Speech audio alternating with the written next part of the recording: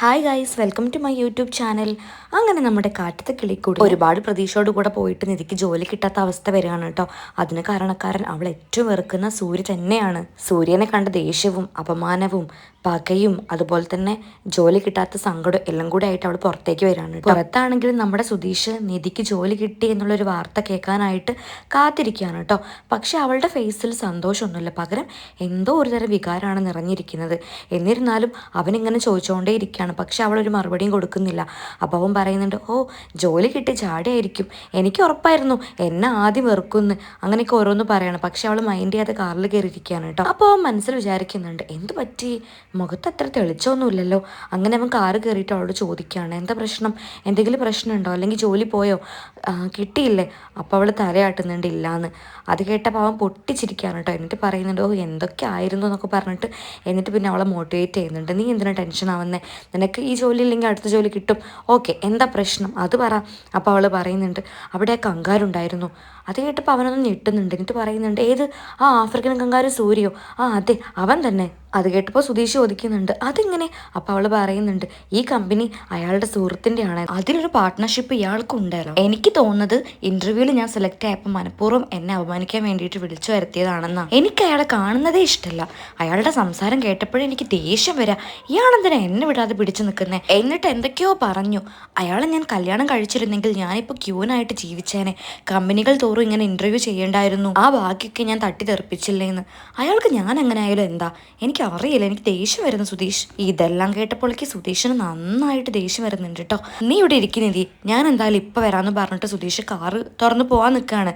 അപ്പോഴേക്കും അവൾ പിടിച്ചു വെക്കുന്നുണ്ട്, ഏയ് നീ അങ്ങോട്ടാ. അപ്പോൾ അവൻ പറയുന്നുണ്ട്, ഞാൻ പോവട്ടെ, അവൻ്റെ അടുത്ത് രണ്ട് വർത്താനം ഞാൻ പറയട്ടെ, നിന്നെ അപമാനിച്ചതിന് ഞാൻ ക്ഷമിക്കില്ല.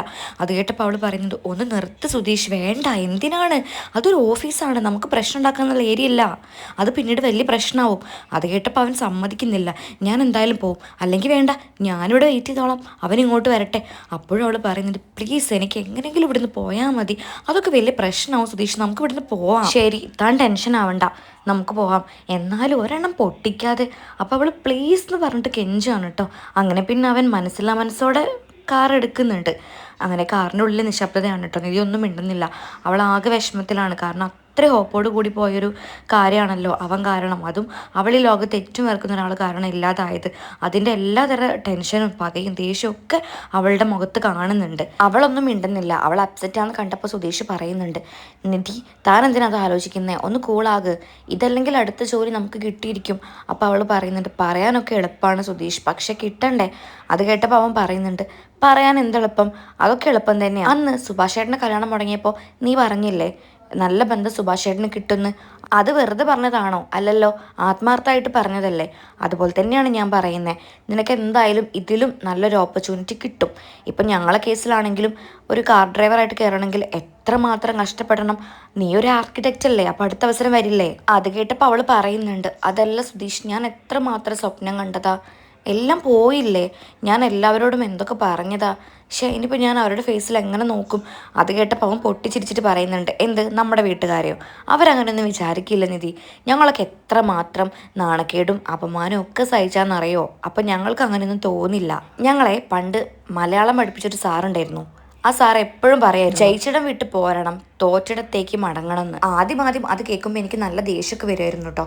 പിന്നീടാണ് ഒരുപാട് കാലങ്ങൾ ജീവിച്ച പരിചയം വെച്ചിട്ട് എനിക്ക് മനസ്സിലായത്, അതൊക്കെ ശരിയായിരുന്നടോ, ജയിച്ചവരെക്കാളും കൂടുതൽ തോറ്റവരാണ് അല്ലേ. നിധി അന്ന് സ്വർണ്ണ മെഡൽ വാങ്ങിയില്ലേ, പക്ഷെ അത് കിട്ടാത്തവർ എത്ര പേരുണ്ട്, തോറ്റവർ എത്ര പേരുണ്ട്. നിധി ഒറ്റ ആൾക്കല്ലേ അത് കിട്ടിയിട്ടുള്ളൂ. അതൊന്ന് ആലോചിച്ച് നോക്കിക്കേ. അതുപോലെ തന്നെ ഓട്ട മത്സരത്തിൽ ഒരാളല്ലേ ജയിക്കൂ, പക്ഷെ തോറ്റ കുട്ടികൾ ആലോചിച്ച് നോക്കിക്കേ. അതാ ഞാൻ പറഞ്ഞത്, ജയിച്ചവരെക്കാട്ടിലും കൂടുതൽ തോറ്റവരാണുള്ളത്. അപ്പോൾ ലൈഫിനെ അതുപോലെ സിമ്പിളായിട്ട് കണ്ടാൽ മതി, പ്രശ്നമൊന്നും ഉണ്ടാവില്ല. അത് കേട്ടപ്പോൾ അവൾ ഭയങ്കര അത്ഭുതത്തോടു കൂടിയും സമാധാനത്തോടു കൂടി അവനെ നോക്കുകയാണ് കേട്ടോ. അത് കണ്ടപ്പോൾ അവന് ഭയങ്കര സന്തോഷമാവുന്നുണ്ട്. അപ്പോൾ മനസ്സിൽ പറയുന്നുണ്ട്, കൊത്തി കൊത്തി. അപ്പോൾ കുറച്ച് ഫിലോസഫി തള്ളിയ ആളോ, ഓക്കെ. അതും പറഞ്ഞിട്ട് അവൻ കാറ് സൈഡാക്കിയിട്ട് ഞാൻ ഇപ്പോൾ വരാട്ടോ എന്ന് പറഞ്ഞിട്ട് പോവുകയാണ്. അപ്പോൾ അവൾ ചോദിക്കുന്നുണ്ട്, എങ്ങോട്ടാ. അവൻ പറയുന്നുണ്ട്, ഇപ്പോൾ വരാം, നീ ഒന്ന് വെയിറ്റ് ചെയ്യ്. അങ്ങനെ അവൻ പുറത്തേക്ക് പോയിട്ട് ഒരു സ്വീറ്റ്സ് ബോക്സ് മേടിച്ച് തരാണ് കേട്ടോ. അതായത് മിഠായിയുടെ ഒരു ബോക്സ്. എന്നിട്ട് അവൾക്ക് കൊടുക്കുകയാണ്. അത് കണ്ടപ്പോൾ അവൾ ഷോക്കാവുന്നുണ്ട്, ഇതാർക്കാ, നിനക്ക് തന്നെ, ഇതെന്തിനാ, നീ തോറ്റില്ലേ, അപ്പം അത് ആഘോഷിക്കാൻ. അത് കേട്ടപ്പോൾ അവൾ അവനെ കൂർപ്പിച്ച് നോക്കുന്നുണ്ട്. എന്താണിത്, ഇൻ്റർവ്യൂ ഫെയിലായപ്പോൾ മിഠായിയോ, അപ്പോൾ അവൻ പറയുന്നുണ്ട്, അതേടോ മിഠായി കഴിക്കും, ഞാനൊക്കെ അങ്ങനെയാണ്, തോറ്റു കഴിഞ്ഞാലും അത് സെലിബ്രേറ്റ് ചെയ്യും, അപ്പോഴേ നമുക്ക് മുന്നോട്ട് പോകാനുള്ള ഊർജ്ജവും ഉത്സാഹമൊക്കെ ഉണ്ടാവുള്ളൂ, അതുപോലെ അങ്ങോട്ട് കഴിക്കുക. അത് കേട്ടപ്പോൾ അവളുടെ മുഖം തണുക്കുന്നുണ്ട്, മനസ്സൊന്ന് കുളിർക്കുന്നുണ്ട് കേട്ടോ. അങ്ങനെ അവൾ ഹാപ്പി ആവുന്നുണ്ട്. എന്നിട്ട് മിഠായി കഴിക്കുകയാണ്. അങ്ങനെ അവന് നീട്ടുന്നുണ്ട്. അപ്പോൾ അവൻ പറയുന്നുണ്ട്, അയ്യോ എനിക്ക് വേണ്ട, നീ കഴിച്ചോ. അങ്ങനെ അവർ സ്മൂത്തായിട്ട് പോയിക്കൊണ്ടിരിക്കുമ്പോഴാണ് അവൻ്റെ ഫോണിലേക്ക് ഒരു കോൾ വരുന്നത്. അപ്പോൾ അത് തോമസ് ഏട്ടനായിരുന്നു. നീ എവിടെ സുധീഷ്, നീ പെട്ടെന്ന് ഇങ്ങോട്ട് വന്നേ, ഒരു 10 മിനിറ്റിനുള്ളിൽ ഇവിടെ എത്തണം, ഒരു ഓട്ടോ ഉണ്ടായിരുന്നു. അത് കേട്ടപ്പോൾ അവൻ പ്ലേസ് ഒക്കെ ചോദിക്കുന്നുണ്ട്. ആ തോമസ് ഏട്ടൻ ഞാൻ ഇപ്പം എത്തിക്കോളാം കേട്ടോ. അങ്ങനെ അവൻ കോൾ കട്ടാക്കിയിട്ട് നിധിയോട് പറയുന്നുണ്ട്, നിധി ഞാൻ അർജൻറ്റിൽ പെട്ടുപോയി, നീ ഒരു ഓട്ടോ വിളിച്ച് പോകും. അപ്പോൾ അവൾ പറയുന്നത്, ആ ഓക്കെ ഞാൻ പോയിക്കോളാം, അത്രയും ബുദ്ധിമുട്ടായതുകൊണ്ട് കേട്ടോ. ആ ഒന്നും കുഴപ്പമില്ല സുധീഷ്, ഞാൻ പോയിക്കോളാം. അങ്ങനെ പറഞ്ഞിട്ട് അവൻ പിന്നെ ഒരു ഓട്ടോ വിളിച്ചിട്ട് നേരെ ഓട്ടോ ഉള്ള ആളെ വീട്ടിലേക്ക് ചെല്ലുകയാണ്. അപ്പോൾ അയാൾ പറയുന്നുണ്ട്, പക്ഷേ എത്ര നേരമായി വെയിറ്റ് ചെയ്യുന്നു. അപ്പോൾ അവൻ പറയുന്നുണ്ട്, സാർ കുറച്ച് ട്രാഫിക്കിൽ പെട്ടുപോയി, സോറി കേട്ടോ. അപ്പോൾ അയാൾ ഓക്കെ ആവുന്നുണ്ട്. അങ്ങനെ അവൻ കാറിൽ കയറിയിട്ട് ഡ്രൈവ് ചെയ്ത് പോവാണ് കേട്ടോ. അങ്ങനെ അവൻ അയാളോട് ചോദിക്കുന്നുണ്ട്, സാറിൻ്റെ ഡ്രൈവർ എവിടെ പോയി? അവൻ്റെ പെങ്ങളുടെ കല്യാണം, അവനൊരാഴ്ചയായി പോയിട്ട്, അതാണെന്നൊക്കെ പറഞ്ഞിട്ട് അവർ കുശലം ചോദിക്കുന്നുണ്ട്. അതിനിടയ്ക്ക് അയാൾ പറയുന്നുണ്ട്, എൻ്റെ ഒരു ഫ്രണ്ടിനെ പോകുന്ന വഴിക്ക് പിക്ക് ചെയ്യാനുണ്ട് കേട്ടോ. ആ ഓക്കെ സാർ, നമുക്ക് പിക്ക് ചെയ്യാം. അങ്ങനെ അവർ പിക്ക് ചെയ്യാനായിട്ട് ഒരു വലിയൊരു കമ്പനിയുടെ മുന്നിലേക്കാണ് കേട്ടോ പോകുന്നത്. കല്യാണസുന്ദർ സാറ് കോൾ ചെയ്തിട്ട് തൻ്റെ ഫ്രണ്ടിനോട് പറയുന്നുണ്ട്, ഞങ്ങളുടെ ഫ്രണ്ടിലുണ്ട്, കാർ നമ്പർ എല്ലാം പറയുന്നുണ്ട്. അങ്ങനെ കോൾ കട്ട് ചെയ്യാണ് കേട്ടോ. അപ്പോൾ സുധീഷ് പറയുന്നുണ്ട്, സാർ ഞാൻ ഇറങ്ങി നിൽക്കണോ? ആ സുധീഷ് നീ ഒന്ന് ഇറങ്ങി നിന്നേ. അങ്ങനെ സുധീഷ് അയാളെ വെയിറ്റ് ചെയ്ത് നിൽക്കുകയാണ് കേട്ടോ. പക്ഷേ വരുന്ന ആളെ കണ്ട് അവൻ ഭയങ്കരമായിട്ട് ഷോക്കാവുന്നുണ്ട്. വരുന്ന ആൾ ഷോക്കാവുന്നുണ്ട്. അത് നിധിയുടെ അച്ഛനായിരുന്നു, രാജീവ്. പരസ്പരം 2 പേര് ഷോക്കാവാണ് കേട്ടോ. പിന്നീട് രാജീവിൻ്റെ ഫേസിൽ ഒരു തരം വെറുപ്പും ദേഷ്യം നിറയാണ്. സുധീഷിനാണെങ്കിൽ ടെൻഷനാണ് വരുന്നത് കേട്ടോ. അങ്ങനെ അവൻ കാറിൻ്റെ ഡോർ തുറന്നു കൊടുക്കുന്നുണ്ട്. രാജീവ് കയറുന്നുണ്ട്, പക്ഷെ അവനെ മൈൻഡ് ചെയ്യുന്നില്ല. പിന്നീട് അവൻ സാറിനോട് ചോദിക്കുന്നുണ്ട്, അതായത് കല്യാണസുന്ദർ സാറിനടുത്ത് ചോദിക്കുന്നുണ്ട്, സാർ നമുക്ക് പോവാമല്ലേ? ആ സുധീഷ് നമുക്ക് പോവാം. എന്നിട്ട് പറയുന്നുണ്ട്, സുധീഷ് ഇതാണ് ഞാൻ പറഞ്ഞ എൻ്റെ ഫ്രണ്ട്, വലിയ ബിസിനസ്സുകാരനാണ്, അങ്ങനെ ഓരോന്ന് പറയാൻ കേട്ടോ. അപ്പോൾ അവനും അതിനെ ചിരിച്ച് മറുപടിയൊക്കെ കൊടുക്കുന്നുണ്ട്. അങ്ങനെ പിന്നീട് ഇവർ കമ്പനി ബിസിനസ് കാര്യങ്ങളൊക്കെ ഒരുപാട് സംസാരിക്കുന്നുണ്ട്. സുധീഷ് കേൾക്കെ തന്നെയാണ് സംസാരിക്കുന്നത്. പിന്നീട് കല്യാണസുന്ദർ സാറിൻ്റെ കമ്പനിയിലേക്ക് വണ്ടി പോവാണ് കേട്ടോ. എന്നിട്ട് അവിടെ നിർത്തുകയാണ്. എന്നിട്ട് അയാൾ പറയുന്നുണ്ട്, ഇനി നമുക്ക് ഇവിടെ ഇരുന്നിട്ട് സംസാരിക്കാം, നമുക്ക് ഡീലിങ്സും കാര്യങ്ങളൊക്കെ ഉറപ്പിക്കാം, എങ്ങനെയുണ്ട്?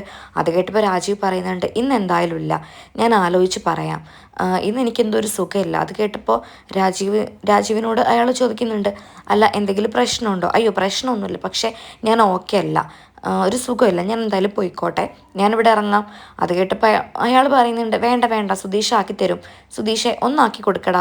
അപ്പം രാജീവ് അത് നിരസിക്കുകയാണ് കേട്ടോ. അല്ല എൻ്റെ ഒരു ഡ്രൈവർ ഇവിടെ ഉണ്ട്, അയാൾ വന്നോളും, ഞാൻ അങ്ങനെ പോയിക്കോളാം, അതിൻ്റെ ആവശ്യമില്ല, നമ്മുടെ കാറുണ്ടാവുമ്പോൾ നീ എങ്ങോട്ടായി പോകുന്നേ, നീ ഇതിൽ കയറി, അവൻ ഡ്രോപ്പ് ചെയ്തോളും.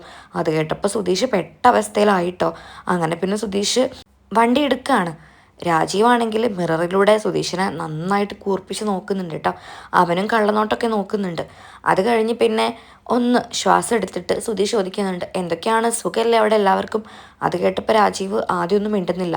സുധീഷ് വീണ്ടും ചോദ്യം ആവർത്തിച്ചപ്പോൾ രാജീവൻ പറയുന്നുണ്ട്, മിണ്ടാതിരിയടാ തെമ്മാടിന്ന്, അത്രയും ദേഷ്യമുണ്ട് കേട്ടോ. അത് കേട്ടപ്പോൾ സുധീഷ്, അത് വേണ്ട, അങ്ങനെയൊക്കെ ആയോ? ഇപ്പോൾ നിങ്ങളുടെ കൂടെ വന്നില്ലേ കല്യാണസുന്ദർ സാറ്? സാറിനൊക്കെ എന്നെ എന്ത് കാര്യം എന്നറിയോ, വലിയ വലിയ ആൾക്കാർക്കൊക്കെ എന്നെ ഭയങ്കര ഇഷ്ടമാണ്, അത് മനസ്സിലായില്ലേ? അതുകൊണ്ടല്ലേ വലിയ വലിയ മീറ്റിങ്സൊക്കെ സംസാരിച്ചിട്ടും ഞാനുള്ളത് അവർക്ക് പ്രശ്നമില്ലാത്തത് എന്നൊക്കെ അവനിങ്ങനെ ഓരോന്ന് പറയുകയാണേ. അത് കേട്ടപ്പോൾ രാജീവ് പല്ലിറുമ്മാണ്.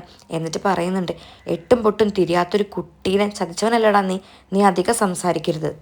21 വർഷം നിങ്ങൾ വളർത്തിയ കുട്ടി ഞാൻ 2 ഡയലോഗ് അടിക്കുമ്പോൾ അതിൽ മയങ്ങി വീഴാൻ എന്താ അത്രയ്ക്ക് വീക്കാണോ?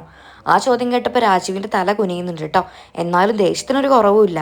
ഈ എപ്പിസോഡ് ഇത്രയേ ഉള്ളൂ. അടുത്ത എപ്പിസോഡ് കാണാനായിട്ട് എൻ്റെ ചാനൽ സബ്സ്ക്രൈബ് ചെയ്യാൻ ആരും മറക്കണ്ട. Okay bye, thank you.